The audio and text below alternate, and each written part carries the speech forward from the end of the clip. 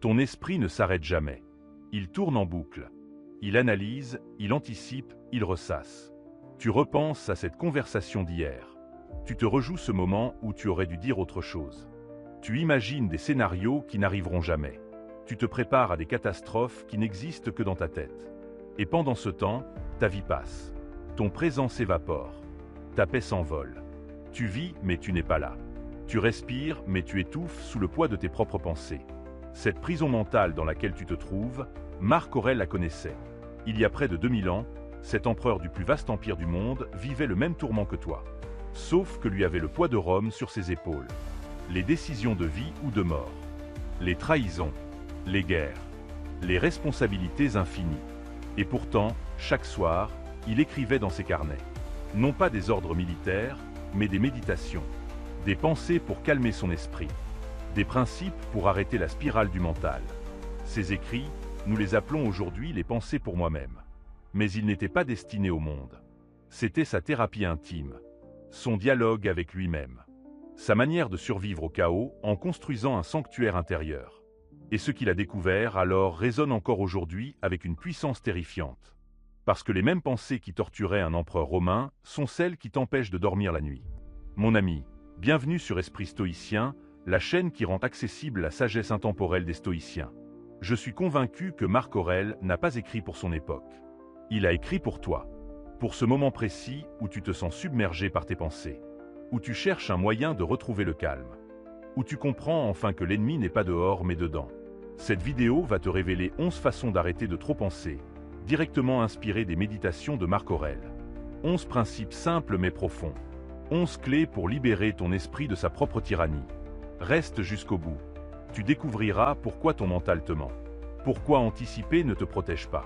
Pourquoi ruminer ne résout rien. Et surtout, comment retrouver cette paix intérieure que tu as perdue depuis si longtemps. Car Marc Aurèle nous l'a prouvé. Même dans le chaos le plus total, même quand tout autour de toi s'effondre, tu peux avoir un esprit clair. Un cœur serein. Une âme libre. Le problème n'est pas que tu penses. Le problème, c'est que tu penses trop. Et pire encore, tu penses mal. Ton esprit a été transformé en une machine à produire de l'anxiété. Il ne résout plus de problèmes, il en crée. Il ne t'aide plus, il te sabote. Cette surstimulation mentale n'existait pas de la même manière à l'époque de Marc Aurèle, mais le principe reste le même. L'homme a toujours eu cette capacité à se torturer lui-même par la pensée, à créer des enfers dans sa tête alors que le monde extérieur est neutre. Marc Aurèle écrivait que l'univers est transformation et la vie est opinion. Cette phrase contient tout le secret. Ce qui te tourmente n'est pas réel. C'est ton interprétation qui le rend insupportable. Ton opinion sur l'événement. Ton jugement sur ce qui devrait être. Et tant que tu ne comprends pas cela, tu resteras prisonnier. Prisonnier non pas des circonstances, mais de tes propres récits mentaux. Alors que pouvons-nous apprendre de cet empereur philosophe? Comment a-t-il réussi à préserver sa paix intérieure dans un monde qui exigeait tout de lui? Quels principes appliquait-il pour ne pas se perdre dans le labyrinthe de ses pensées? C'est ce que nous allons découvrir ensemble. 11 leçons puissantes. 11 manières de reprendre le contrôle. Non pas sur le monde, mais sur ton royaume intérieur. Car c'est là que tout se joue. C'est là que se trouve ta vraie liberté. Première façon, comprends que la plupart de tes pensées sont inutiles. Marc Aurèle l'a écrit noir sur blanc. La majorité de nos pensées sont superflues. Elles n'apportent rien. Elles ne construisent rien. Elles tournent en rond comme des oiseaux prisonniers d'une cage invisible. Tu te souviens de cette dispute d'il y a 3 jours? Ton esprit la rejoue encore. Tu imagines ce que tu aurais pu dire, ce que tu aurais dû faire. Tu te prépares déjà à la prochaine confrontation. Mais cette prochaine fois n'arrivera peut-être jamais. Et même si elle arrive, elle ne se passera pas comme tu l'imagines. Ton mental fabrique des scénarios à l'infini. Des possibilités qui n'existeront jamais. Des conversations qui ne se produiront pas. Des catastrophes qui resteront dans ton imagination. Pendant ce temps, ton énergie se dissipe. Ta clarté s'évapore. Ta paix intérieure meurt sous le poids de pensées qui ne servent à rien. Le premier pas vers la liberté mentale, c'est de reconnaître cette vérité. La plupart de ce qui traverse ton esprit est du bruit, du parasitage, de l'agitation sans substance. Marc Aurèle était l'homme le plus puissant du monde. Il aurait pu se permettre de s'inquiéter de 1000 choses. La gestion de l'Empire, les complots, les invasions barbares, les trahisons au Sénat. Et pourtant, Il s'obligeait chaque jour à trier ses pensées, à éliminer le superflu, à se concentrer uniquement sur ce qui méritait son attention. Il écrivait que si tu élimines tout ce qui est inutile de ton esprit, tu découvriras un espace immense. Un espace de paix, de clarté, de pouvoir. Imagine ton mental comme une maison. Chaque pensée inutile est un objet encombrant.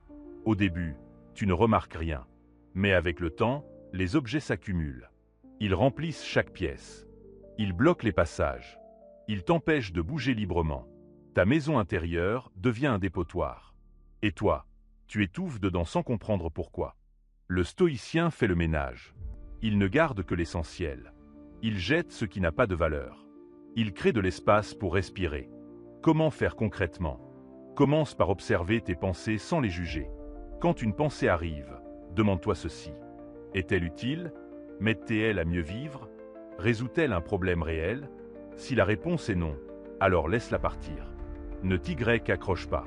Ne la nourris pas, regarde-la comme un nuage qui traverse le ciel. Elle vient, elle passe, elle disparaît. Tu n'es pas obligé de monter dedans. Tu n'es pas obligé de la suivre. Marc Aurèle pratiquait cet exercice constamment. Il ne laissait pas son esprit vagabonder sans supervision. Il était le gardien de son propre mental. Il savait que l'esprit non surveillé devient un tyran. Il invente des problèmes. Il crée des drames. Il transforme des détails en catastrophes. Mais l'esprit discipliné est un allié. Il voit clair. Il agit juste. Il reste calme même dans la tempête. Alors prends cette première leçon au sérieux. La prochaine fois que ton mental s'emballe, arrête-toi. Respire. Demande-toi combien de ces pensées sont réellement nécessaires. Tu verras que la plupart ne méritent même pas ton attention. En les identifiant comme inutiles, tu leur retires leur pouvoir. Elles deviennent transparentes. Elles perdent leur emprise. Et petit à petit, ton esprit se libère. Il retrouve son espace naturel. Cette clarté que tu cherchais partout était là, sous le désordre mental. Deuxième façon, reviens au présent, encore et encore. Marc Aurèle savait que l'esprit n'existe que dans deux temps qui n'existent pas. Le passé et le futur. Le passé, tu ne peux plus le changer. Le futur, tu ne peux pas le contrôler. Et pourtant, c'est là que ton mental passe tout son temps. Il ressasse hier. Il anticipe demain. Pendant ce temps, aujourd'hui s'évapore. Le seul moment où tu es vraiment vivant, c'est maintenant. Mais tu n'es jamais là. Tu es ailleurs, prisonnier d'un temps qui n'existe pas. L'empereur écrivait que notre vie est ce que nos pensées en font. Si tes pensées sont dans le passé, tu vis dans la nostalgie ou le regret. Si elles sont dans le futur, tu vis dans l'anxiété ou l'espoir. Mais ni l'un ni l'autre ne sont la réalité. La réalité, c'est ce moment précis. Cet instant où tu respires, où ton cœur bat, où tu existes. Le reste n'est que fiction mentale. Le stoïcien apprend à revenir au présent comme on revient chez soi après un long voyage. Pourquoi ton esprit fuit le présent? Parce que le présent est souvent simple.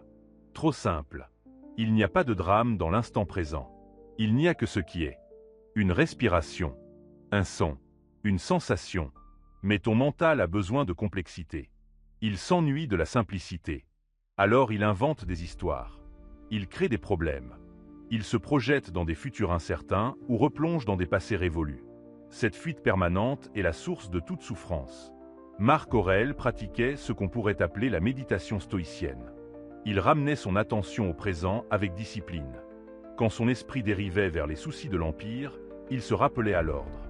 Quand les pensées du passé revenaient le hanter, il les observait puis les laissait partir. Il s'ancrait dans l'instant. Il se concentrait sur ce qui était devant lui. Une tâche, une décision, une conversation. Rien d'autre n'existait que ce moment. Comment appliquer cela aujourd'hui? Commence par remarquer quand tu n'es pas présent. C'est souvent. Quand tu manges sans goûter. Quand tu écoutes sans entendre. Quand tu regardes sans voir. Ton corps est là mais ton esprit est ailleurs. Il voyage dans le temps. Il s'évade dans des mondes imaginaires. Alors ramène-le. Doucement. Sans violence. Utilise tes sens comme des encres. Sens le poids de ton corps. Écoute les sons autour de toi. Observe ta respiration. La respiration est le pont entre le mental et le présent. Quand tu te concentres sur elle, tu ne peux pas être ailleurs. Tu ne peux pas ressasser le passé en respirant consciemment. Tu ne peux pas anticiper le futur en sentant l'air entrer et sortir de tes poumons. La respiration te ramène ici et maintenant. C'est l'outil le plus simple et le plus puissant que tu possèdes. Les stoïciens le savaient déjà. Ils parlaient de vivre en accord avec la nature. Et quoi de plus naturel que de respirer? Marc Aurèle écrivait aussi que chaque instant de ta vie suffit. Tu n'as besoin de rien d'autre que de ce moment pour être complet. Pas de ce qui s'est passé. Pas de ce qui pourrait arriver. Juste maintenant. Cette pensée est révolutionnaire. Elle signifie que tu n'as rien à attendre. Rien à regretter. Tout ce dont tu as besoin est déjà là, dans ce moment présent. Ta paix, ta force, ta clarté. Alors entraîne-toi. Reviens au présent encore et encore. Chaque fois que tu te surprends à dériver, ramène ton attention. C'est un entraînement, comme un muscle. Au début, c'est difficile. Ton esprit résiste. Il veut retourner à ses vieilles habitudes. Mais avec la pratique, cela devient naturel. Tu découvres une qualité de présence nouvelle. Une manière d'être au monde qui ne dépend plus du temps qui passe. Tu existes enfin pleinement. Là, maintenant, vivant. Troisième façon, accepte ce que tu ne peux pas changer. Il y a une sagesse que Marc Aurèle a répétée sous 1000 formes différentes. Accepte ce qui est hors de ton contrôle. Cette phrase semble simple, presque évidente, mais elle contient l'un des enseignements les plus puissants du stoïcisme, et l'un des plus difficiles à appliquer, parce que ton esprit refuse d'accepter. Il veut changer. Il veut que les choses soient différentes. Il se bat contre la réalité comme si la réalité pouvait perdre. Et dans ce combat absurde, c'est toi qui souffres. Tu penses à cette personne qui t'a blessé. Tu voudrais qu'elle change. Tu voudrais qu'elle comprenne. Tu voudrais qu'elle s'excuse. Ton mental tourne en boucle autour de ce désir. Il imagine des conversations. Il prépare des arguments. Il rejoint des scènes encore et encore. Mais pendant ce temps, la personne ne change pas. Elle continue sa vie. Et toi, tu restes prisonnier de ton refus d'accepter ce qui est. Cette résistance mentale est la source de ton tourment. Marc Aurèle gouvernait un empire en déclin. Il faisait face à des invasions constantes, à des épidémies dévastatrices, à des trahisons au sein même de son entourage. Il aurait pu passer ses nuits à se lamenter sur l'injustice du monde, à souhaiter que les choses soient différentes. Mais il a compris quelque chose de fondamental. Résister à ce qui est ne change rien. Cela ajoute seulement une couche de souffrance inutile. Alors au lieu de se battre contre la réalité, il a choisi de l'accepter. Et dans cette acceptation, il a trouvé la paix. L'acceptation n'est pas de la résignation. Ce n'est pas un abandon. C'est une reconnaissance lucide de ce qui dépend de toi et de ce qui n'en dépend pas. Le comportement des autres ne dépend pas de toi. Les événements extérieurs ne dépendent pas de toi. La météo, la politique, l'économie, les décisions des autres, rien de tout cela n'est sous ton contrôle. Ton seul pouvoir réside dans ta réponse, dans ton attitude face à ce qui arrive. C'est là que se trouve ta liberté. Quand tu acceptes ce que tu ne peux pas changer, tu libères une énergie immense. Cette énergie que tu gaspillais à résister, à te plaindre, à imaginer comment les choses auraient dû être, tu peux maintenant la rediriger vers ce qui dépend réellement de toi. Tes actions, tes choix, ton développement intérieur. L'acceptation n'est pas passive, elle est active. Elle te permet d'agir là où tu as du pouvoir au lieu de te disperser dans des batailles perdues d'avance. Marc Aurèle écrivait qu'il faut aimer ce qui t'arrive. Non pas parce que c'est agréable, mais parce que c'est réel. Aimer la réalité telle qu'elle est, c'est cesser de vivre en guerre avec l'existence. C'est comprendre que chaque événement, même difficile, a quelque chose à t'apprendre. Chaque obstacle est une opportunité de grandir. Chaque épreuve est une invitation à devenir plus fort. Mais tant que tu refuses ce qui est, tu ne peux pas apprendre. Tu restes bloqué dans la résistance. Comment pratiquer cette acceptation? Commence par identifier tes résistances mentales. Qu'est-ce qui te dérange? Qu'est-ce que tu voudrais voir changer? Écris-le si nécessaire. Puis demande-toi honnêtement. Est-ce que cela dépend de moi? Si la réponse est non, alors lâche prise. Dis-toi simplement c'est ainsi. Pas avec amertume, mais avec sérénité. C'est ainsi et je ne peux rien y faire. Donc je choisis de ne plus souffrir pour cela. Cette pratique demande du courage. Parce qu'accepter, c'est aussi renoncer à l'illusion du contrôle. C'est admettre que tu n'es pas tout-puissant, que le monde ne tourne pas selon ta volonté. Mais cette humilité est libératrice. Elle t'allège du fardeau impossible de tout contrôler. Tu découvres alors une paix nouvelle. La paix de celui qui coule avec la vie au lieu de nager à contre-courant. Marc Aurèle l'a prouvé. Même dans les pires circonstances, même face à l'injustice la plus criante, tu peux choisir la paix. Non pas en fuyant la réalité, mais en l'embrassant. en disant oui à ce qui est, en acceptant le monde tel qu'il se présente. Et dans cette acceptation, tu retrouves ton pouvoir. Le pouvoir de choisir qui tu veux être face à ce qui arrive. C'est là que commence la vraie maîtrise. Quatrième façon, ne prends pas tout personnellement. Ton esprit a une habitude destructrice. Il interprète tout ce qui arrive comme une attaque personnelle. Quelqu'un t'ignore dans la rue, il ne t'aime pas. Un collègue ne répond pas à ton message, il t'en veut. Les gens ne réagissent pas comme tu le souhaites, il te manque de respect. Ton mental crée des histoires à partir de rien. Il transforme des événements neutres en drames personnels. Et dans ces histoires, tu es toujours la victime. Marc Aurèle comprenait ce mécanisme. Il savait que l'ego est un enfant capricieux qui veut toujours être au centre, qui interprète chaque action des autres comme un jugement sur lui. Mais cette vision est une illusion. Les gens ne pensent pas à toi autant que tu le crois. Ils sont occupés avec leurs propres tourments, leurs propres peurs, leurs propres préoccupations. Quand ils agissent d'une certaine manière, c'est rarement à cause de toi. C'est à cause d'eux. L'empereur écrivait que ce qui blesse, ce n'est pas l'action des autres, mais ton opinion sur cette action. Quelqu'un te critique, ce ne sont que des mots, des sons qui sortent d'une bouche. C'est ton interprétation qui les transforme en poignards. Ton ego qui prend ces mots et les retourne contre toi. Mais si tu refuses de jouer ce jeu, si tu choisis de ne pas personnaliser, alors les mots perdent leur pouvoir. Ils redeviennent ce qu'ils sont, de simples vibrations dans l'air. Prendre les choses personnellement te condamne à une hypersensibilité permanente. Tu marches sur des œufs. Tu surveilles constamment comment les autres te perçoivent. Tu lis entre les lignes. Tu cherches des significations cachées. Tu transformes chaque interaction en test de ta valeur. Cette vigilance épuise. Elle te maintient dans un état d'alerte constant. Tu ne vis plus. Tu te défends contre des menaces imaginaires. Marc Aurèle avait tous les motifs du monde de prendre les choses personnellement. Les trahisons, les complots, les critiques ouvertes de ses décisions. Mais il a choisi de ne pas entrer dans ce jeu. Il regardait les actions des autres avec détachement. Il comprenait que chacun agit selon sa propre nature, selon ses propres limitations. Que attendre des gens qu'ils soient parfaits est aussi absurde qu'attendre d'un figuier qu'ils produisent des oranges. Les gens sont ce qu'ils sont. Accepte-les ainsi. Comment arrêter de tout personnaliser? Première étape, observe tes réactions. Quand quelque chose te blesse, arrête-toi avant de réagir. Demande-toi, est-ce vraiment à propos de moi? Ou est-ce à propos de l'autre personne? Dans la plupart des cas, tu découvriras que c'est l'autre qui projette ses propres insécurités, ses propres peurs, ses propres blessures. Tu es juste là, un miroir sur lequel rebondit leur propre chaos intérieur. Deuxième étape, développe une vision plus large. Les stoïciens pratiquaient ce qu'on appelle la vue d'en haut. Imagine-toi observer la scène depuis le ciel.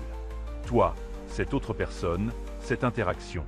Vue de loin, comme des fourmis sur une planète minuscule dans un univers infini. Cette perspective te ramène à l'humilité. Elle te montre à quel point tes drames personnels sont insignifiants dans le grand ordre des choses.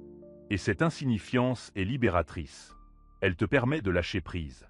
Marc Aurèle se rappelait constamment que dans 100 ans, personne ne se souviendrait de ces conflits, que tout passerait, que même les plus grandes gloires s'effaceraient dans l'oubli. Alors pourquoi s'attacher à ce que quelqu'un pense de toi aujourd'hui? Pourquoi souffrir pour des opinions qui seront oubliées demain? Cette prise de recul désactive l'ego. Elle te ramène à ce qui compte vraiment. Non pas l'opinion des autres, mais ta propre intégrité. Non pas être aimé, mais rester fidèle à tes valeurs. Troisième étape, pratique la compassion. Quand quelqu'un te blesse, au lieu de t'offenser, demande-toi quelle souffrance cette personne doit porter pour agir ainsi. Personne ne blesse gratuitement. Derrière chaque attaque se cache une blessure non guérie. Derrière chaque critique se cache une insécurité. Voir cela ne justifie pas le comportement. Mais cela te permet de ne pas le prendre personnellement. Tu comprends que ce n'est pas toi le problème. C'est leur douleur qui s'exprime. En cessant de personnaliser, tu te libères d'une prison invisible. Tu n'es plus à la merci des humeurs des autres. Tu n'es plus dépendant de leur validation. Tu existes indépendamment de leur regard. Et cette indépendance est une forme de pouvoir que rien ni personne ne peut te retirer. Marc Aurèle l'a compris. Et il l'a vécu.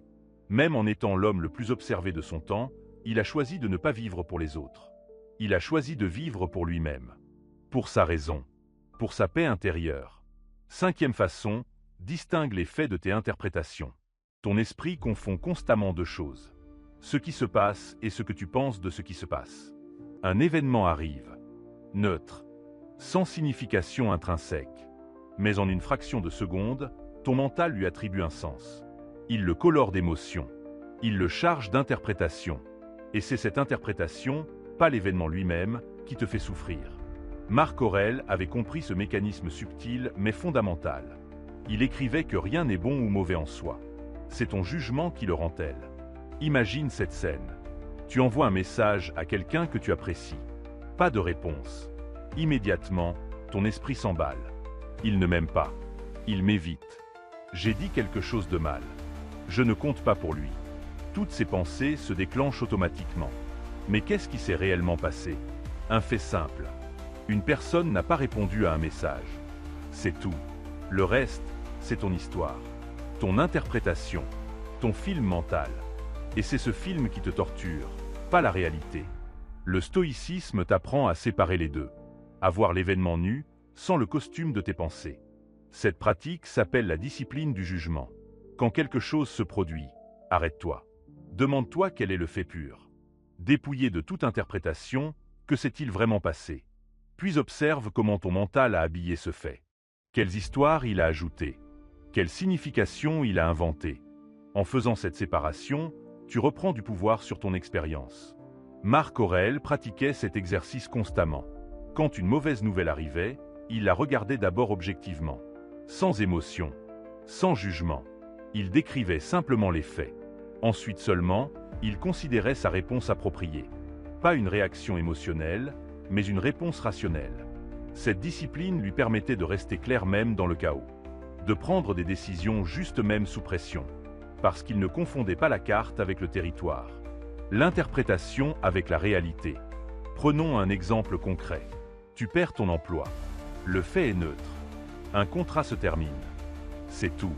Mais ton mental va immédiatement créer une histoire. Je suis nul. Je ne vaux rien.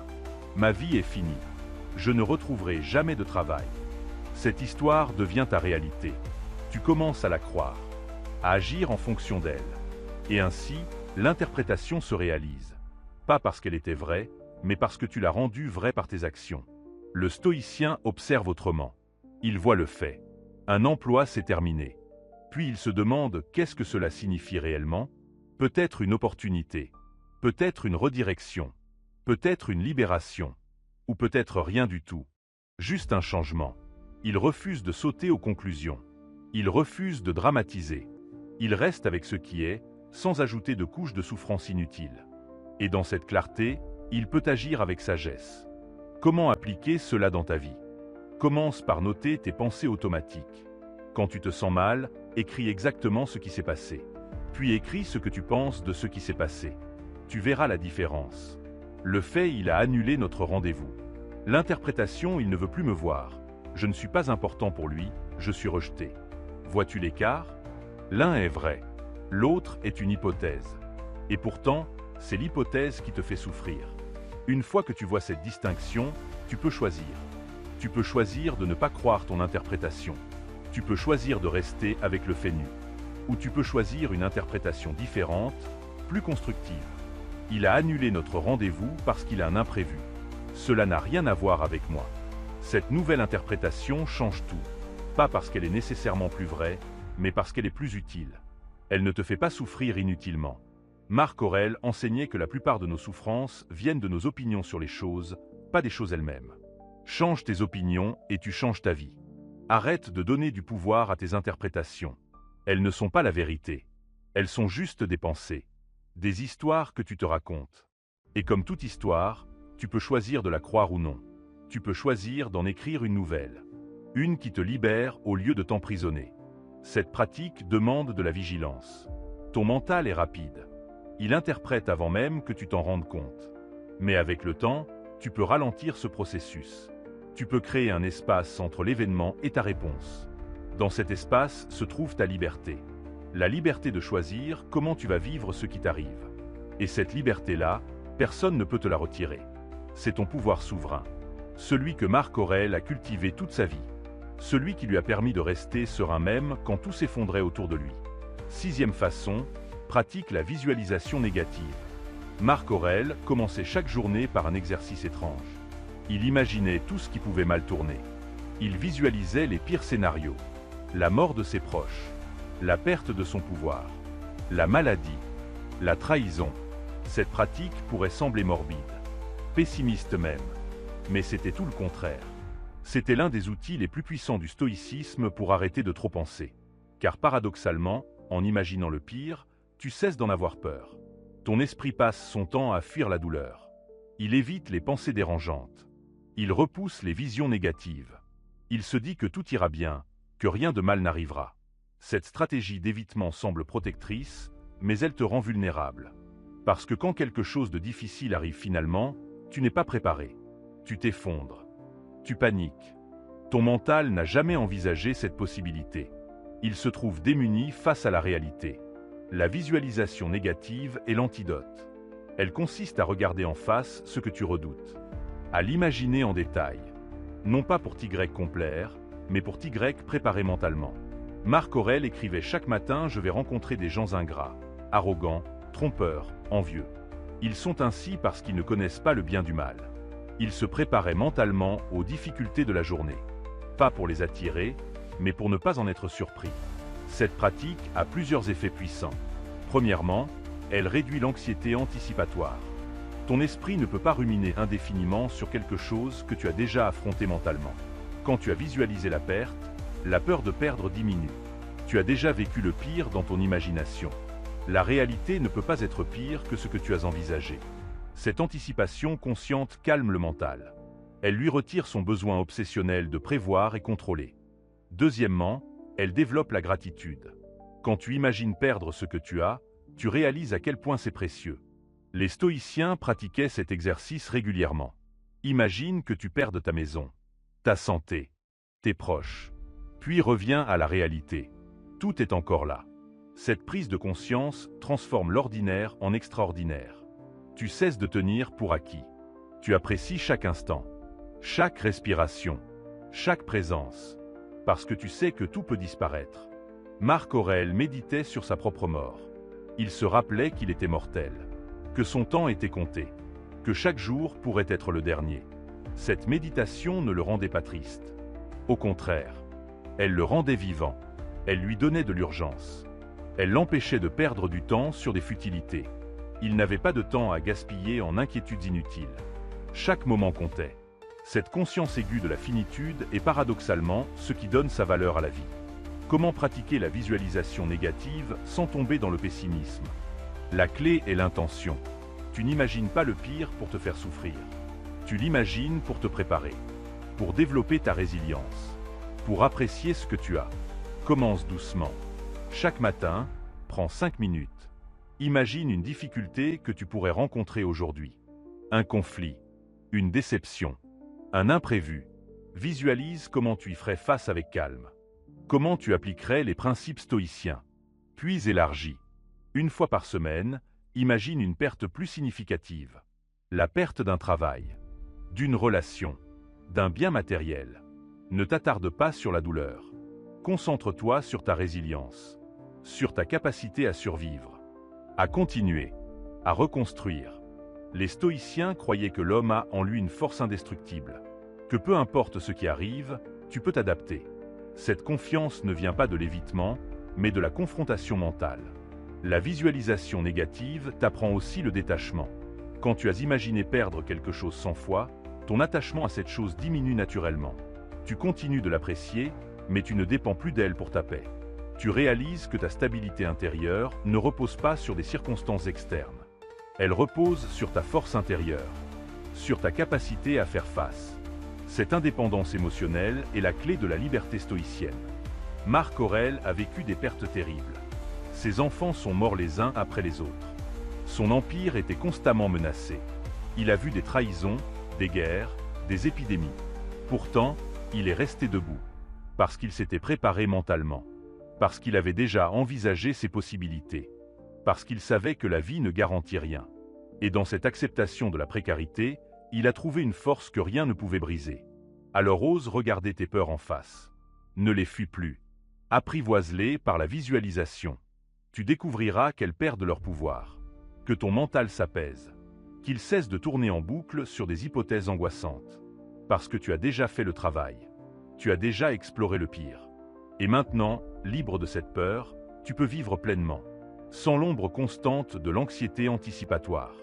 C'est le paradoxe du stoïcisme. En imaginant le pire, tu te prépares au meilleur.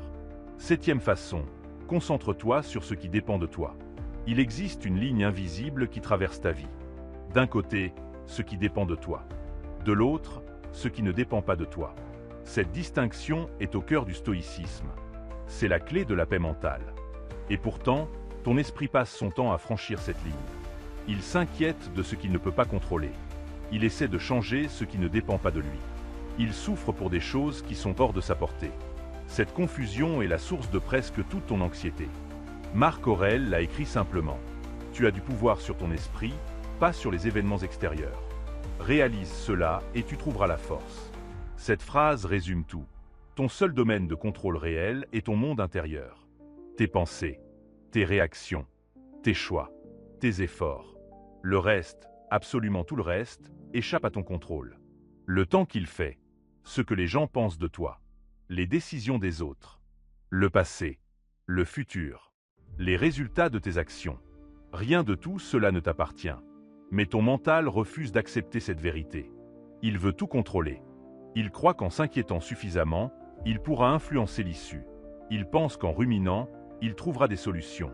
Il imagine qu'en anticipant tous les scénarios, il sera prêt. Mais tout cela est illusion. S'inquiéter ne change pas le résultat. Ruminer ne résout pas le problème. Anticiper n'empêche pas l'inattendu. Tu dépenses ton énergie dans le vide. Tu t'épuises pour rien. Le stoïcien trace la ligne clairement. Il identifie son cercle de contrôle. À l'intérieur, il investit toute son énergie. Il travaille. Il agit. Il s'améliore. Il fait tout ce qui est en son pouvoir. Mais à l'extérieur de ce cercle, il lâche prise. Il accepte. Il observe. Il s'adapte. Cette division mentale transforme tout. Tu cesses de te battre contre des moulins à vent. Tu canalises ta force là où elle peut vraiment servir. Prenons un exemple concret. Tu passes un entretien d'embauche. Qu'est-ce qui dépend de toi? Ta préparation, ton attitude, ta présentation, tes réponses. Tout cela est dans ton cercle de contrôle. Tu peux t'entraîner, réfléchir, te préparer au mieux. Mais le résultat, l'acceptation ou le refus, cela ne dépend pas de toi. Cela dépend du recruteur, de ses critères, de ses préférences, des autres candidats, de facteurs que tu ne connais même pas. Le mental ordinaire s'inquiète du résultat. Il imagine le refus. Il anticipe la déception. Il se demande comment il va réagir. Cette énergie est gaspillée. Elle te stresse avant même que quelque chose ne se passe. Le stoïcien concentre son énergie différemment. Il fait de son mieux dans la préparation. Il donne le meilleur de lui-même pendant l'entretien. Puis il détache complètement du résultat. Parce que le résultat ne dépend plus de lui. Il a fait sa part. Le reste appartient au monde. Marc Aurèle pratiquait cela dans chaque décision impériale. Il réfléchissait profondément. Il consultait. Il pesait les options. Puis il choisissait ce qui lui semblait juste. Mais une fois la décision prise, il ne s'inquiétait plus des conséquences. Il avait agi selon sa raison, selon ses valeurs. Le résultat, quel qu'il soit, il l'accepterait. Cette attitude lui donnait une clarté incroyable. Il ne portait pas le poids des résultats, seulement le poids de ses intentions. Comment appliquer cela concrètement? Chaque fois que tu te surprends à t'inquiéter, pose-toi cette question. Est-ce que cela dépend de moi? Si oui, qu'est-ce que je peux faire maintenant? Fais-le. Puis lâche prise. Sinon, pourquoi est-ce que je m'inquiète? Aucune raison. Rediriger ton attention vers ce qui dépend de toi. Cette pratique simple mais puissante peut transformer ta vie. Ton esprit va résister. Il va te dire « mais je dois m'inquiéter, c'est important. Mais si je ne pense pas à cela, quelque chose de mal pourrait arriver. » Ces pensées sont des mensonges. S'inquiéter ne protège pas. Cela épuise. Ruminer ne prévient pas. Cela paralyse. Ton vrai pouvoir réside dans l'action, pas dans l'anxiété. Et l'action ne peut viser que ce qui est dans ton contrôle. Les stoïciens comparaient cela à un archer. L'archer contrôle sa position, son arc, sa technique, son effort. Il peut s'entraîner, s'améliorer. Viser avec précision. Mais une fois la flèche partie, le vent peut la dévier. Le résultat ne dépend plus de lui. S'inquiéter à ce moment-là est inutile. Il a fait ce qu'il devait. Le reste appartient à l'univers. Cette métaphore s'applique à tout dans la vie. En concentrant ton énergie uniquement sur ce qui dépend de toi, tu découvres une efficacité nouvelle. Tu n'es plus dispersé. Tu n'es plus perdu dans des inquiétudes stériles. Tu deviens un être d'action, clair, focalisé, puissant. Et paradoxalement, en lâchant le contrôle sur ce qui ne dépend pas de toi, tu gagnes plus de contrôle sur ta vie. Parce que tu ne gaspilles plus ton pouvoir dans le vide. Tu le canalises là où il compte vraiment. Dans ton développement, dans tes actions, dans ta paix intérieure. Marc Aurèle l'a prouvé. Même en dirigeant un empire, il ne pouvait pas tout contrôler. Il le savait. Il l'acceptait. Et dans cette acceptation, il a trouvé une liberté que peu de dirigeants connaissent. La liberté de ne pas être esclave des circonstances, de ne pas dépendre des résultats, d'agir avec intégrité sans s'attacher aux fruits de ses actions. Cette sagesse est disponible pour toi aussi. Aujourd'hui, maintenant, il suffit de tracer la ligne et de respecter cette frontière sacrée entre ce qui est à toi et ce qui ne l'est pas. 8e façon, remplace les pensées inutiles par des pensées utiles. Ton esprit est comme un jardin. Tu peux le laisser en friche et les mauvaises herbes envahiront tout. Ou tu peux le cultiver consciemment et y faire pousser ce que tu choisis. Marc Aurèle avait compris ce principe fondamental. Il ne se contentait pas d'éliminer les pensées négatives. Il les remplaçait activement par des pensées constructives. Parce que la nature a horreur du vide. Si tu ne choisis pas ce qui habite ton esprit, quelque chose d'autre le fera à ta place. La plupart des gens croient qu'ils subissent leurs pensées, qu'elles arrivent sans prévenir et qu'ils n'ont aucun contrôle. Mais c'est faux. Tu as un pouvoir immense sur ton paysage mental. Tu ne peux pas empêcher une pensée d'apparaître. C'est vrai. Mais tu peux choisir de la nourrir ou de la laisser mourir. Tu peux décider de t'y attarder ou de la remplacer. Cette capacité de substitution est l'une des compétences les plus importantes du stoïcien.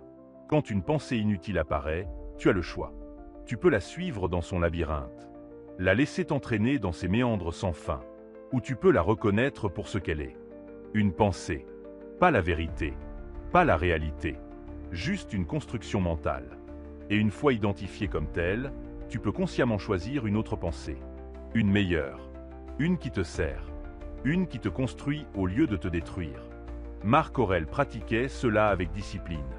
Quand une pensée de colère montait, il la remplaçait par une pensée de compassion. Quand l'inquiétude surgissait, il la substituait par la confiance en sa capacité à gérer. Quand le découragement s'installait, il convoquait des pensées de gratitude. Ce n'était pas de la pensée positive naïve. C'était un entraînement mental stratégique. Un jeu d'échecs avec son propre esprit. Et il gagnait en choisissant consciemment ses pièces. Comment faire concrètement? Première étape, identifie tes pensées récurrentes destructrices. Ces pensées qui reviennent sans cesse. Ces voix intérieures qui te diminuent. Ces scénarios catastrophiques que tu rejoues. Écris-les. Donne-leur un nom. Je ne suis pas assez bon. Les autres me jugent. Je vais échouer. Rien ne marche jamais pour moi.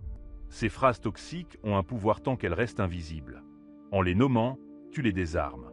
Deuxième étape, prépare des pensées de remplacement. Pour chaque pensée destructrice, crée une alternative constructive. Pas un mensonge. Pas une affirmation ridicule que tu ne croiras jamais. Mais une pensée plus vraie, plus utile, plus alignée avec la réalité. Je ne suis pas assez bon devient j'apprends et je progresse chaque jour. Les autres me jugent devient les opinions des autres ne définissent pas ma valeur. Je vais échouer devient j'essaie et chaque tentative m'enseigne quelque chose. Troisième étape, pratique la substitution active. Chaque fois que tu attrapes une pensée destructrice, arrête-toi. Respire. Dis mentalement non, pas ça. Puis introduis consciemment ta pensée de remplacement. Répète-la. Ancre-la. Visualise-la. Au début, cela semblera artificiel.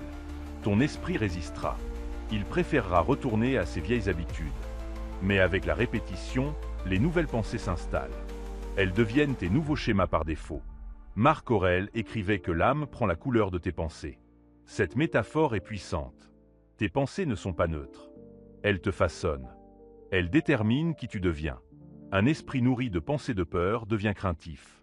Un esprit nourri de pensées de courage devient courageux. Un esprit nourri de sagesse devient sage. Tu es littéralement ce que tu penses le plus souvent. Alors choisis avec soin. Les stoïciens avaient une pratique appelée proméditatio. Ils préparaient à l'avance des pensées pour différentes situations. Avant une rencontre difficile, ils se répétaient des principes. Quand la colère montait, ils avaient des phrases prêtes pour se calmer. Face à la peur, ils convoquaient des pensées de courage. Cette préparation mentale les rendait inébranlables. Parce qu'ils ne réagissaient pas par impulsion. Ils répondaient selon un plan préétabli. Tu peux faire de même. Identifie les situations qui déclenchent tes pensées destructrices. Les conflits, la solitude, le rejet, les échecs. Pour chacune, prépare des pensées stoïciennes. Des principes auxquels te raccrocher. Quand tu te sens seul, ceci aussi passera. Je suis complet en moi-même. Quand tu fais face au rejet, leur opinion ne me définit pas. Je reste fidèle à mes valeurs. Quand tu échoues, l'échec est un professeur, pas une condamnation. Cette pratique transforme ton esprit. Lentement mais sûrement. Tu remarques que tu restes calme dans des situations qui t'auraient dévasté avant. Que tu récupères plus vite des coups durs. Que ton mental ne s'emballe plus aussi facilement. Ce n'est pas de la magie. C'est de l'entraînement. Comme un muscle, l'esprit se renforce par la répétition. Et chaque fois que tu remplaces une pensée destructrice par une constructive, tu deviens un peu plus fort. Marc Aurèle faisait face à des défis inimaginables. Des décisions de vie ou de mort. Des trahisons de ses proches. Des guerres sans fin. Il aurait pu sombrer dans le désespoir. Mais il a choisi de cultiver son jardin mental. De remplacer le poison par l'antidote. De transformer la noirceur en lumière. Et cette discipline lui a permis non seulement de survivre, mais de prospérer. De rester sage et bon malgré tout. Alors ne sous-estime pas ce pouvoir. Le pouvoir de choisir tes pensées. De ne plus être leur victime. D'être leur architecte. Commence aujourd'hui. Identifie une pensée destructrice récurrente. Crée son alternative constructive. Et chaque fois qu'elle apparaît, pratique la substitution. Avec le temps, ton paysage mental changera. Les mauvaises herbes disparaîtront. Et à leur place pousseront des fleurs de sagesse, de paix, de force intérieure. 9e façon, pratique l'écriture méditative. Il y a un secret que Marc Aurèle a découvert et qui a changé sa vie. L'écriture comme thérapie de l'âme. Chaque soir, après des journées épuisantes à gouverner l'Empire, il prenait sa plume. Il écrivait. Pas pour la postérité. Pas pour être lu. Pour lui-même. Pour clarifier son esprit. Pour ordonner le chaos de ses pensées. Pour extraire la sagesse du tumulte. Ses écrits sont devenus les pensées pour moi-même. Mais ils n'étaient pas destinés à devenir un livre. C'était son dialogue intime avec lui-même. Ton esprit est comme une pièce encombrée. Les pensées s'accumulent. Elles se mélangent. Elles créent du désordre. Tu ne sais plus où donner de la tête. Tout se confond. Les émotions, les faits, les interprétations, les peurs. L'écriture est l'outil qui te permet de faire le tri. Quand tu écris, tu sors les pensées de ta tête. Tu les mets sur le papier. Et là, magiquement, elles deviennent observables, manipulables, gérables. Ce processus a plusieurs effets thérapeutiques. D'abord, il ralentit ton mental. Pensée va vite. Trop vite. Les pensées se succèdent à une vitesse folle. Tu ne peux pas les attraper. Mais écrire est lent. Tu dois formuler. Choisir tes mots. Construire tes phrases. Cette lenteur forcée calme l'agitation. Elle t'oblige à la clarté. Tu ne peux pas écrire dans le chaos. L'écriture impose l'ordre. Ensuite, l'écriture crée de la distance. Quand une pensée est dans ta tête, tu es dedans. Tu la vis. Tu la subis. Mais quand elle est sur le papier devant toi, tu es dehors. Tu peux la regarder objectivement. Tu vois qu'elle n'est qu'une phrase. Des mots. Pas la vérité absolue. Cette distance te donne du pouvoir. Tu n'es plus identifié à tes pensées. Tu deviens l'observateur. Le témoin. Et cette position est libératrice. Marc Aurèle écrivait pour plusieurs raisons. Pour se rappeler ses principes. Pour analyser ses réactions. Pour se donner des directives. Pour transformer ses expériences en leçons. Chaque note était un exercice spirituel. Un moment de connexion avec sa raison la plus haute. Il ne se contentait pas de déverser ses émotions. Il les examinait, les questionnait, les transformait en sagesse. Comment pratiquer l'écriture méditative? Pas besoin d'être écrivain, pas besoin de style, pas besoin que ce soit beau. Il faut juste que ce soit honnête. Prends un carnet, dédié uniquement à cet usage. Chaque jour, prend 15 minutes, le matin ou le soir. Peu importe. Mais chaque jour. C'est la régularité qui compte, pas la longueur. Écris en réponse à ces questions. Qu'est-ce qui m'a troublé aujourd'hui? Pourquoi cela m'a-t-il affecté? Quelle pensée automatique s'est déclenchée? Cette pensée est-elle vraie? Est-elle utile? Quelle serait une meilleure manière de voir cette situation? Qu'est-ce que j'ai appris? Comment puis-je mieux réagir la prochaine fois? Ces questions guident ton écriture. Elles transforment le journal en outil de croissance. Tu peux aussi écrire pour clarifier des décisions. Quand tu hésites, écris les pour et les contre. Écris ce que te dicte ta peur, puis ce que te dicte ta sagesse. Écris les conséquences de chaque choix. En écrivant, tu structures ta réflexion. Tu sors du brouillard émotionnel. Tu accèdes à ta clarté rationnelle. Souvent, la réponse apparaît d'elle-même sur le papier, comme si écrire débloquait une sagesse cachée. Marc Aurèle écrivait aussi des rappels à lui-même. Des phrases courtes et puissantes. Tu as du pouvoir sur ton esprit, pas sur les événements extérieurs. Tout est éphémère, toi et ce dont tu te souviens. La mort suspend tous, l'empereur comme le mendiant. Ces phrases étaient des encres.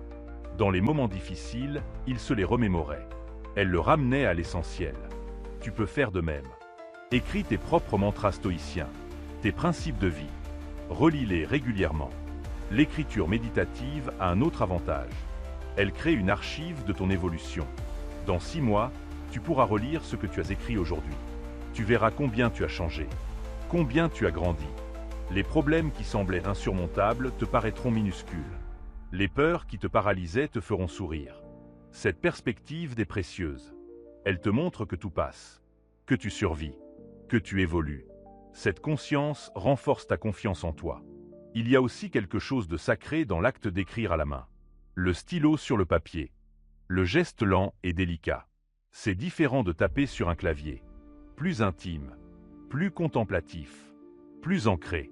Marc Aurèle écrivait à la lueur des bougies, dans sa tente militaire. Toi aussi, crée ce rituel. Ce moment sacré rien que pour toi. Où tu te retrouves, où tu t'écoutes, où tu te guides. Ne juge pas ce que tu écris. Ne cherche pas la perfection. Ce n'est pas un examen. C'est un espace de liberté totale. Écris ce qui vient. Les peurs, les doutes, les colères, les joies, tout. En écrivant sans filtre, tu libères ce qui était coincé. Tu purges ton système. Les émotions refoulées trouvent une sortie. Et une fois sur le papier, elles perdent leur charge. Elles deviennent du texte. Des mots, manipulables, transformables. Marc Aurèle n'a jamais imaginé que ses écrits seraient lus 2000 ans plus tard. Il écrivait pour lui, pour sa paix, pour sa clarté. Et pourtant, ces mots ont traversé les siècles. Parce qu'ils portaient en eux une vérité universelle. Quand tu écris depuis ton âme, tu touches quelque chose de profond. Même si personne ne te lit jamais. Parce que tu te lis toi.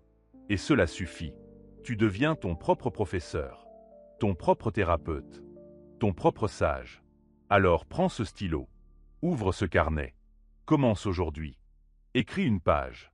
Juste une. Sur ce qui t'a perturbé. Sur ce que tu as appris. Sur ce que tu veux devenir. Et fais-le demain. Et après-demain. Chaque jour. Tu verras ton esprit s'éclaircir. Tes pensées s'ordonner. Ton anxiété diminuer. L'écriture méditative n'est pas un luxe. C'est une nécessité. Marc Aurèle l'a prouvé. Dans le chaos du monde, elle est ton îlot de paix. Ton sanctuaire intérieur. Ton chemin vers toi-même. 10e façon. Vis selon tes valeurs plutôt que tes émotions. Ton esprit tourne en boucle parce qu'il ne sait pas sur quoi s'appuyer. Il change d'avis selon les émotions. Il réagit au gré des circonstances. Il se perd dans le relatif. Marc Aurèle avait trouvé l'antidote à cette instabilité. Vivre selon des valeurs fixes. Des principes non négociables. Une boussole intérieure qui ne varie pas selon l'humeur ou le contexte. Cette ancre dans des valeurs claires est ce qui arrête le mental de tourner en rond. Tes émotions sont comme le temps. Elles changent constamment. Un jour tu te sens fort. Le lendemain faible. Un moment tu es motivé. L'instant d'après découragé. Si tu bases tes décisions et tes actions sur ces fluctuations, tu seras toujours instable. Toujours en train de te remettre en question. Toujours perdu. Parce que les émotions ne sont pas des guides fiables. Elles réagissent au présent immédiat. Elles n'ont pas de vision à long terme.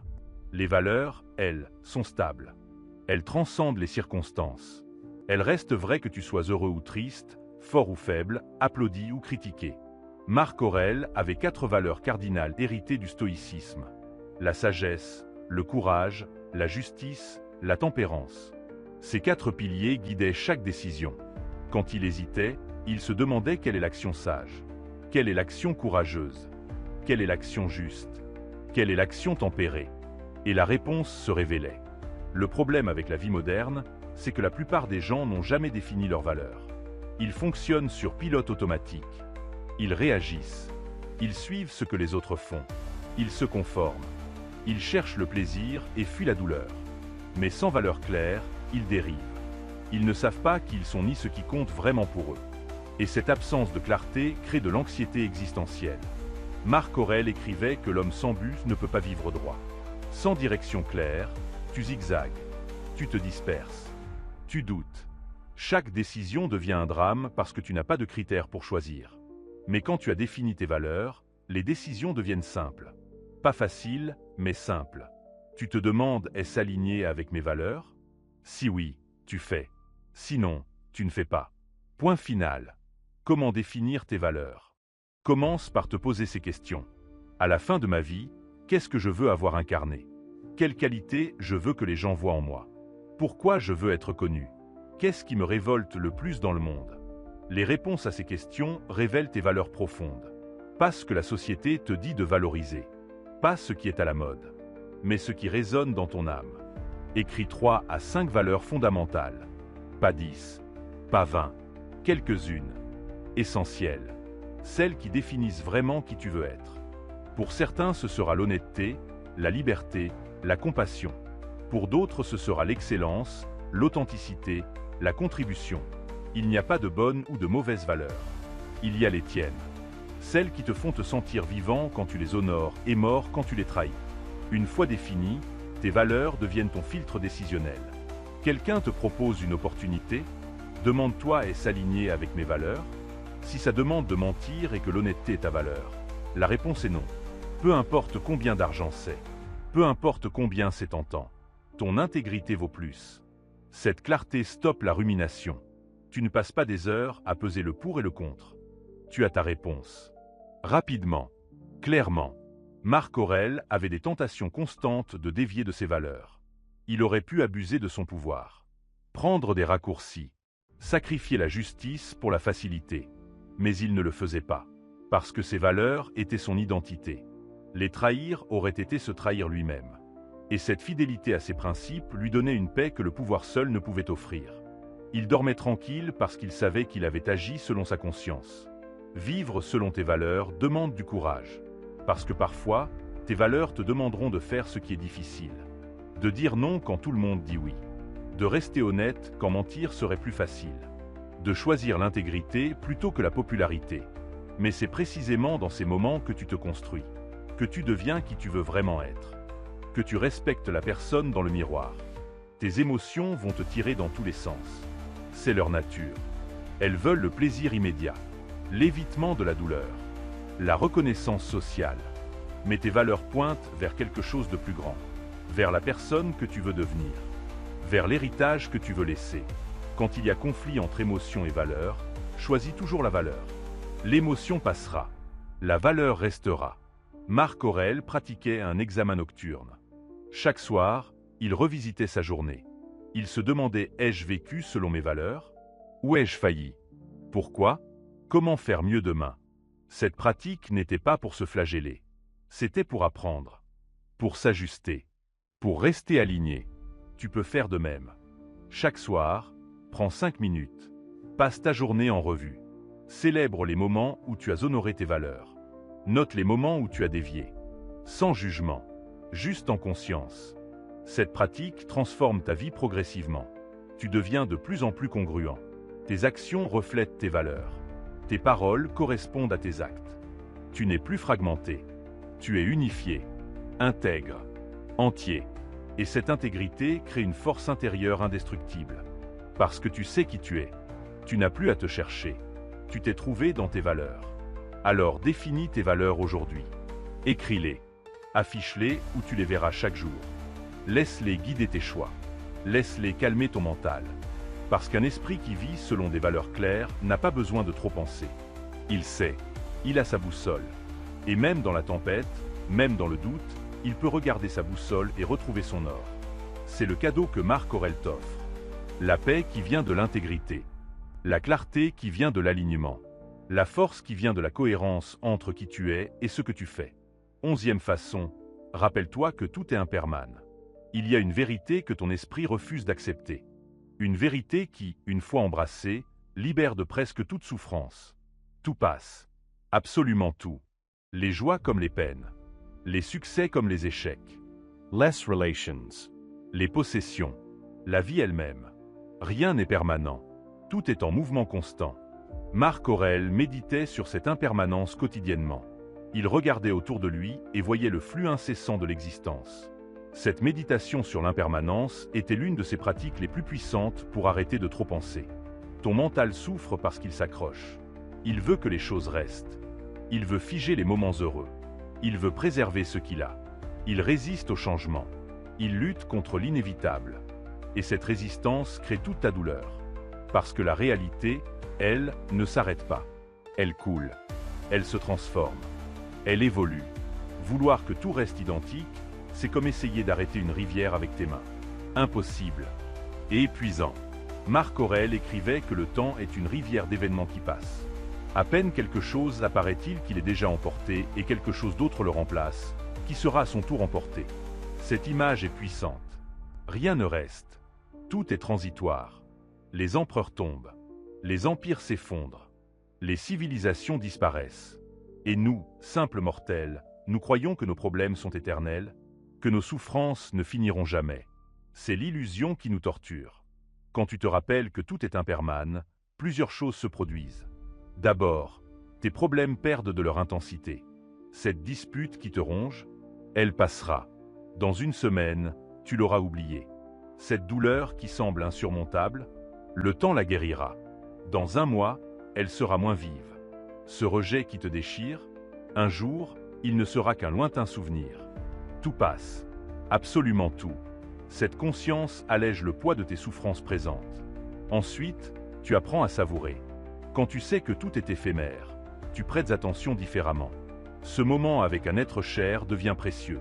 Cette journée ensoleillée prend une autre saveur. Ce repas simple se transforme en célébration. Parce que tu sais que rien de tout cela ne durera. Que demain sera différent. Que chaque instant est unique. Irremplaçable. Cette conscience de la finitude intensifie l'expérience du présent. Marc Aurèle pratiquait ce qu'on appelle memento mori. Souviens-toi que tu mourras. Cette méditation n'était pas morbide. Elle était libératrice. En se rappelant sa propre mortalité, il cessait de s'inquiéter de futilité. Que importait l'opinion de tel sénateur? Dans quelques années, tous deux seraient morts. Que importait cette humiliation passagère? Elle ne serait bientôt qu'une trace infime dans l'océan du temps. Cette perspective cosmique désactivait l'ego et ses drames. Tu peux pratiquer la même méditation. Chaque matin, rappelle-toi, je vais mourir. Pas aujourd'hui peut-être, mais un jour. Cette certitude absolue. Et tout le monde autour de moi aussi. Mes proches, mes ennemis, tous. Dans 100 ans, plus personne ne sera là. Cette pensée, au lieu de te déprimer, devrait te libérer. Te libérer de l'attachement excessif, de la peur du jugement, de l'importance démesurée que tu donnes à des choses qui n'en ont pas. L'impermanence s'applique aussi à tes états mentaux. Tu te sens anxieux en ce moment, ce sentiment passera. Tu te sens déprimé, cette humeur changera.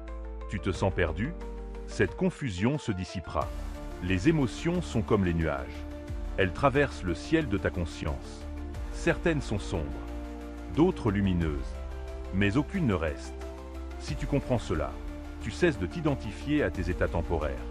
Tu deviens l'observateur, le ciel immuable qui regarde passer les nuages.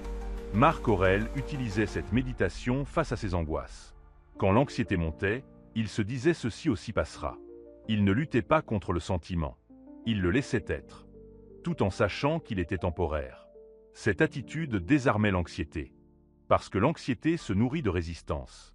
Quand tu acceptes qu'elle soit là tout en sachant qu'elle partira, elle perd son pouvoir. Elle devient un visiteur de passage. pas un résident permanent. L'impermanence t'enseigne aussi le détachement. Quand tu sais que tu ne garderas rien, tu cesses de t'agripper. Tu profites sans posséder. Tu aimes sans dépendre. Tu construis sans croire que ça durera éternellement. Cette légèreté est magnifique. Tu n'es plus alourdi par la peur de perdre. Parce que tu as déjà accepté que tout se perdra finalement.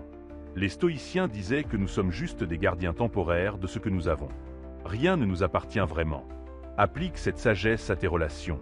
Les gens que tu aimes ne seront pas toujours là. Cette conscience devrait te pousser à les apprécier maintenant. À ne pas remettre à demain les mots d'amour. À ne pas tenir de rancune stupide. À pardonner rapidement. Parce que le temps est compté. Marc Aurèle écrivait que nous agissons comme si nous allions vivre éternellement. Mais nous ne le faisons pas. Alors arrête de gaspiller ton temps en conflits futiles, en inquiétudes stériles, en attachements toxiques. La méditation sur l'impermanence peut se pratiquer simplement. Observe la nature. Les saisons changent. Les feuilles tombent. Les fleurs fanent. Tout suit un cycle.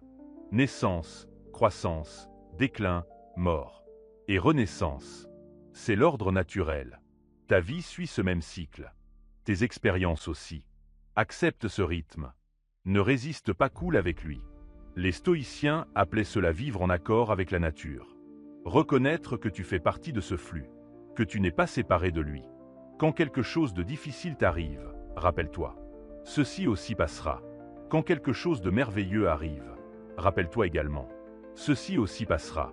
Cette conscience équilibrée te garde stable. Tu ne t'emballes pas dans les hauts. Tu ne t'effondres pas dans les bas.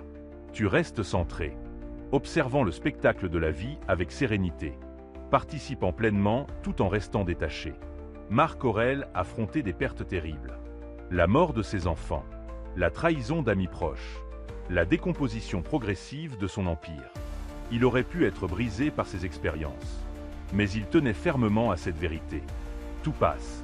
La douleur passe. La trahison passe. Même l'empire passera. Et lui aussi passerait. Cette acceptation totale de l'impermanence lui donnait une majesté tranquille. Une paix que rien ne pouvait troubler durablement. Alors intègre cette sagesse dans ta vie. Chaque fois que ton mental s'accroche, rappelle-lui. Rien ne dure. Chaque fois que tu souffres, rappelle-toi. Ceci aussi passera. Chaque fois que tu t'inquiètes du futur, rappelle-toi. Le futur lui-même passera et deviendra passé. Tout coule. Tout change. Tout se transforme. Être en paix, c'est accepter ce flux. C'est danser avec lui au lieu de lutter contre lui. C'est comprendre que l'impermanence n'est pas ton ennemi. Elle est ta libératrice. Conclusion, le chemin vers un esprit libre. Tu es arrivé au bout de ce voyage à travers les enseignements de Marc Aurèle. 11 façons d'arrêter de trop penser. 11 clés pour libérer ton esprit de sa prison invisible. Mais ce n'est pas vraiment la fin. C'est le début. Parce que lire ces principes ne suffit pas. Les comprendre intellectuellement ne change rien. Seule la pratique transforme. Seule l'application quotidienne crée la maîtrise. Marc Aurèle n'est pas devenu sage en lisant des livres. Il est devenu sage en appliquant leurs enseignements chaque jour. Dans les situations concrètes. Face aux défis réels. Au milieu du chaos de sa vie. Il a pris ses principes et les a vécus. Encore et encore. Jusqu'à ce qu'ils deviennent sa nature. C'est ce parcours que je t'invite à suivre. Pas de manière parfaite, mais de manière honnête et persistante. Récapitulons ensemble ce que nous avons découvert. D'abord, comprendre que la plupart de tes pensées sont inutiles, qu'elles tournent en rond sans construire, qu'elles épuisent sans résoudre. Cette prise de conscience est le premier pas. Tu cesses de donner de l'importance à chaque pensée qui traverse ton esprit. Tu deviens sélectif. Tu gardes ce qui sert. Tu laisses partir le reste. Ensuite, l'art de revenir au présent. Encore et encore. Parce que c'est le seul moment où tu es vraiment vivant. Le seul moment où tu as du pouvoir. Ton mental bafouille. Il va se projeter. Il va ressasser. Mais toi, patiemment, tu le ramènes ici. Maintenant. Dans ce souffle. Dans cette sensation. Dans cette action présente. Et dans ce retour constant, tu trouves une paix que le temps ne peut altérer. Troisièmement, accepter ce que tu ne peux pas changer. Cesser cette guerre absurde contre la réalité. Reconnaître que certaines choses échappent à ton contrôle. Et que c'est parfaitement acceptable. Ton pouvoir ne réside pas dans le contrôle du monde extérieur. Il réside dans ta réponse à ce monde. Dans ton attitude. Dans tes choix face à ce qui arrive. C'est là que se trouve ta véritable liberté. Quatrièmement, ne plus tout prendre personnellement. Comprendre que les actions des autres parlent d'eux, pas de toi. Que leurs jugements reflètent leurs propres blessures. Que tu n'as pas à porter le poids de leurs projections NS. Cette libération de l'ego est immense. Elle te permet de traverser la vie sans cette hypersensibilité épuisante. Cinquièmement, distinguer les faits de tes interprétations. Voir que ce qui te fait souffrir n'est jamais l'événement lui-même, mais le sens que tu lui donnes. Et que tu peux choisir un autre sens. Une autre histoire. Une qui te libère au lieu de t'emprisonner. Ce pouvoir de réinterprétation change tout. Sixièmement, la visualisation négative. Oser imaginer le pire pour cesser d'en avoir peur. Pour développer ta résilience. Pour apprécier ce que tu as pendant que tu l'as. Cette pratique contre-intuitive est l'une des plus puissantes du stoïcisme. Elle transforme l'anxiété en préparation et la peur en gratitude. Septièmement, concentrer ton énergie uniquement sur ce qui dépend de toi. Tracer cette ligne sacrée entre ton cercle de contrôle et ce qui est hors de portée. Et respecter cette frontière avec discipline. Ne plus gaspiller ta force dans des batailles perdues d'avance, mais la canaliser là où elle peut vraiment changer quelque chose. Huitièmement, remplacer activement les pensées destructrices par des pensées constructives. Ne pas laisser ton esprit en friche. Le cultiver consciemment. Choisir ce qui y pousse. Cette pratique de substitution mentale te transforme petit à petit en quelqu'un de plus fort, plus serein, plus sage. Neuvièmement, l'écriture méditative. Cet outil simple mais profond pour clarifier ton esprit, pour extraire la sagesse de l'expérience, pour dialoguer avec toi-même, pour te guider. Ne sous-estime jamais le pouvoir d'une plume et d'un carnet. Marc Aurèle a bâti sa paix intérieure sur cette pratique. Dixièmement, vivre selon tes valeurs plutôt que tes émotions. Définir ta boussole intérieure, tes principes non négociables, et laisser ces valeurs guider tes choix. Cette cohérence entre qui tu es et ce que tu fais crée une intégrité qui calme naturellement le mental. Et enfin, onzièmement, te rappeler que tout est impermanent, que rien ne dure, que tout passe. Cette conscience de l'éphémère te libère de l'attachement excessif. Elle t'apprend à savourer sans posséder, à aimer sans dépendre, à vivre pleinement tout en restant détaché. Ces 11 principes ne sont pas des théories abstraites. Ce sont des outils pratiques, des exercices spirituels, comme les appelaient les stoïciens. Ils demandent à être pratiqués, testés, affinés. Au début, ce sera difficile. Ton esprit résistera. Il voudra retourner à ses vieilles habitudes. C'est normal. Le changement demande du temps, de la patience, de la compassion envers toi-même. Commence par un seul principe. Celui qui résonne le plus en toi. Pratique-le pendant une semaine. Observe ce qui change, puis ajoutant un autre. Progressivement, ces principes s'intégreront. Ils deviendront naturels. Et un jour, tu réaliseras que ton esprit ne tourne plus autant en rond, qu'il y a plus d'espace en toi, plus de calme, plus de clarté. Marc Aurèle a écrit que tu as le pouvoir de te retirer en toi-même à tout moment, que personne ne peut troubler ce refuge intérieur sans ton consentement. Il parlait de cette forteresse intérieure que tu construis pierre par pierre à travers la pratique. Ce lieu en toi où règne la paix, où le tumulte du monde ne peut pénétrer. Cette forteresse, c'est ce que ces 11 principes t'aident à bâtir. Ne cherche pas la perfection. Marc Aurèle lui-même n'était pas parfait. Il avait ses moments de doute, ses rechutes, ses faiblesses. Mais il continuait. Il se relevait. Il reprenait sa pratique. C'est cette persistance qui crée la transformation. Pas la perfection, mais la constance dans l'effort. Souviens-toi aussi pourquoi tu fais cela. Non pas pour devenir insensible, non pas pour fuir le monde, mais pour vivre plus pleinement, pour être présent à ce qui compte vraiment, pour ne plus gaspiller ton énergie précieuse en inquiétudes stériles, pour retrouver cette paix intérieure qui est ton état naturel, celle que tu avais enfant avant que le monde ne te conditionne à l'anxiété. Le stoïcisme n'est pas une philosophie pessimiste. Au contraire, c'est une philosophie de la joie profonde, de la liberté véritable, de l'amour sans attachement. Marc Aurèle, malgré toutes ses épreuves, a vécu une vie riche et pleine. Pas parce qu'il avait tout, mais parce qu'il avait trouvé la paix en lui-même. Cette paix que rien ne pouvait lui retirer. C'est ce cadeau qu'il t'offre à travers ses enseignements. Alors mon ami, prends ces outils, fais-en l'expérience, vis-les, et observe comment ta vie se transforme, comment ton esprit s'apaise, comment tes relations s'améliorent, Comment tu deviens plus présent, plus serein, plus fort. Le chemin est simple. Pas facile, mais simple. Un pas à la fois. Une pratique à la fois. Un jour à la fois. Et quand tu tomberas, car tu tomberas, ne te juge pas. Relève-toi. Recommence. C'est cela être stoïcien.